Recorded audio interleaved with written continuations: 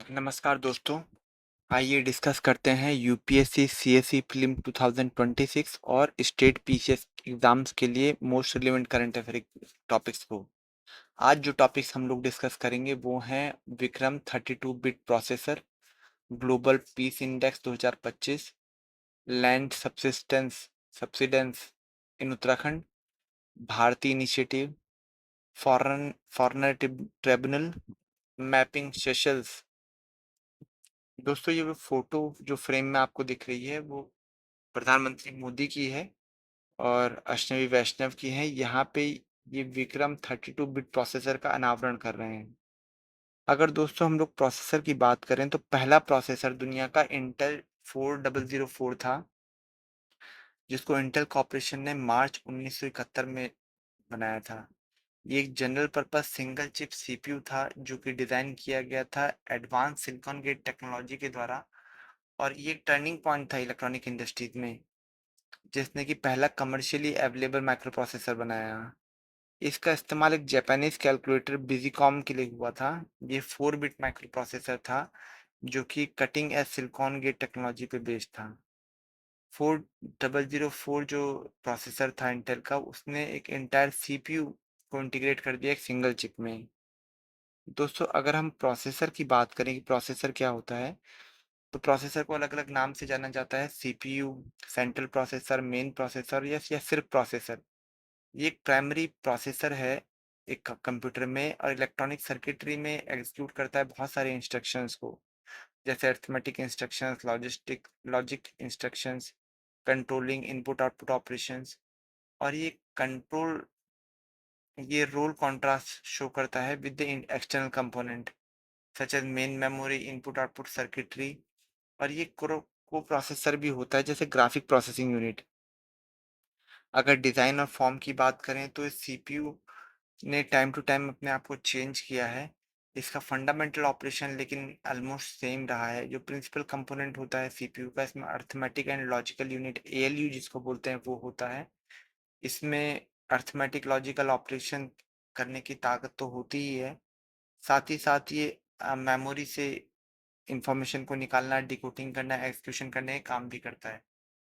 अगर हम रिसेंटली बात करें, जो प्रोसेसर डेवलप हुआ है वो है विक्रम 32 प्रोसेसर, जो कि सेमिकॉन इंडिया जो एक कॉन्फ्रेंस था उसमें अनवील किया गया। एक 32 बिट का इंडिजिनियसली डेवलप्ड सेमीकंडक्टर चिप है जिसका नेम विक्रम साराभाई के नाम पे विक्रम 3201 रखा गया। ये इसरो की सेमीकंडक्टर लेबोरेटरी एससीएल मोहाली ने डेवलप किया अंडर इंडिया सेमीकंडक्टर मिशन के। इसका एम है कि इंडिया की डिपेंडेंस कम हो इंपोर्टेड चिप पे, स्ट्रेटेजिक सेल्फ लाइन्स बिल्ड हो, क्रिटिकल टेक्नोलॉजी एप्लीकेशन जैसे कि space, defence, high reliability energy system, इन सब में यूज हो। उसके अलावा इसका सिग्निफिकेंस है कि मेजर ये स्टेप है इंडिया की टेक्नोलॉजिकल सॉवरेनिटी के लिए, और इंडिया का जो गोल है सेमीकंडक्टर हब बनने का, उसकी दिशा में भी एक अच्छा कदम है। अगर हम हिस्टोरिकली बात करें तो अर्ली कंप्यूटर जैसे इनैक जो थे वो फिजिकली रिवायर्ड होते थे डिफरेंट टास्क को परफॉर्म करने के लिए। उनको फिक्स प्रोग्राम कंप्यूटर कहा जाता था।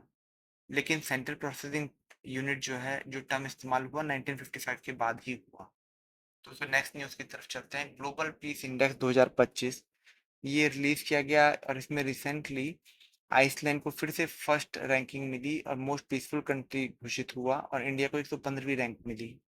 ये एनुअल रैंकिंग दिखाता है पीसफुलनेस ऑफ कंट्री की, जो कि 113 कंट्रीज उस ग्रुप में थी या उस चार्ट में थी।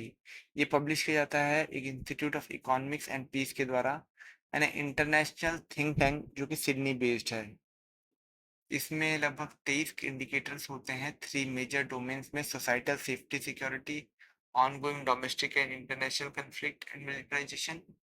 इंडिया की जो 115वीं रैंक है वो एक मोडेस्ट इंप्रूवमेंट है due to decline in domestic violence और बेटर सोशल स्टेबिलिटी के।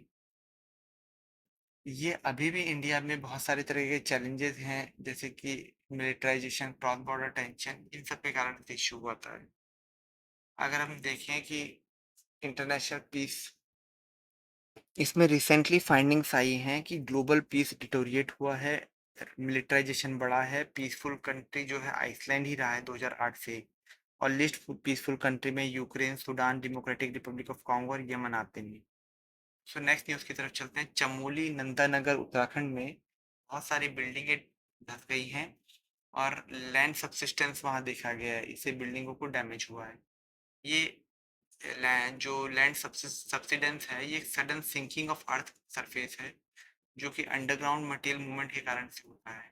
ये टेक्टोनिक सेटिंग के कारण से होता है या फिर ह्यूमन एक्टिविटी के कारण से भी हो सकता है। इससे जोशीमठ एरिया जो चमोली का है, हिमाचल प्रदेश और दिल्ली एनसीआर में भी फर्क पड़ा है। देखिए, जब सबसिस्टेंस होता है तो एक सरफेस रॉक की होती है जो काफी स्टेबल होती है, और दूसरी सरफेस जो कि लैकोस्ट्रीन सेडिमेंट की होती है, जहाँ सरफेस मॉडल एस्टेब्लिश पहले से होते हैं। वहां पे डीप सीटेड अगर वॉल गलीज बनती है तो वो कभी भी सब्सिस्टेंस हो सकता है। ये होता कैसे है? हाइड्रोलॉजिकली होता है। जब ओवर एक्सट्रैक्ट किया जाता है ग्राउंड वाटर को तो जमीन धंसने लगती है। एंथ्रोपोजेनिक कारण होता है, माइनिंग, टनलिंग और अनरेगुलेटेड कंस्ट्रक्शन के कारण से। टेक्टोनिक सेटिंग के कारण से हो सकता है, जहाँ एक्टिव प्लेट कन्वर्जेंस एरिया हो और फ्रैक्चर हो बेडरॉक में, वहाँ हो सकता है। इसके कारण से डिस्प्लेस्ड होती है फैमिली, इंफ्रास्ट्रक्चर डैमेज होता है और इकोनॉमिक कॉस्ट आती है। नेक्स्ट न्यूज़ की तरफ चलते हैं दोस्तों। Recently agriculture and process food product export development authority APEDA ने एक भारतीय इनिशिएटिव लॉन्च किया है 100 एग्री फूड स्टार्टअप को सपोर्ट करने। भारती का फुल फॉर्म है Bharat hub for agritech resilience advance and incubation for export enablement. ये एक नेशनल स्टार्टअप है, सब एक एक्सपोर्ट एक्सेलरेशन प्लेटफॉर्म को डेवलप करने के लिए। अपीडा जो कि मिनिस्ट्री ऑफ कॉन्फ्रेंस में है, उसने इस इनिशिएटिव को लॉन्च किया है। इसने 100 स्टार्टअप को एम्पावर करने की बात सोची है ताकि एग्री एक्सपोर्ट जो है बूस्ट हो सके 50 बिलियन 2030 तक।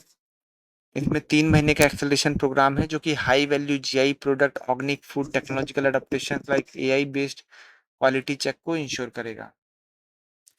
नेक्स्ट न्यूज़ की तरफ चलते हैं दोस्तों। असम में जो फॉरेनर ट्राइब्यूनल हैं, उन्हें यूनियन होम मिनिस्ट्री ने एम्पावर किया है अंडर इमिग्रेशन फॉरेनर एक्ट 2025 के अंदर, जिससे कि वो issue of arrest warrant, suspected illegal immigrant को वापस भेजना टू डिटेंशन सेंटर, ये सब काम कर पाएंगे। इन फॉरेनर ट्राइब्यूनल की बात की जाए तो कौशी जुडिशियल बॉडी है, ये डिसाइड करते हैं कोई आदमी फॉरेनर है कि नहीं है, और ये सिर्फ असम में होती हैं। ये एस्टेब्लिश हुई है अंडर फॉरेनर एक्ट 1946 के अंडर।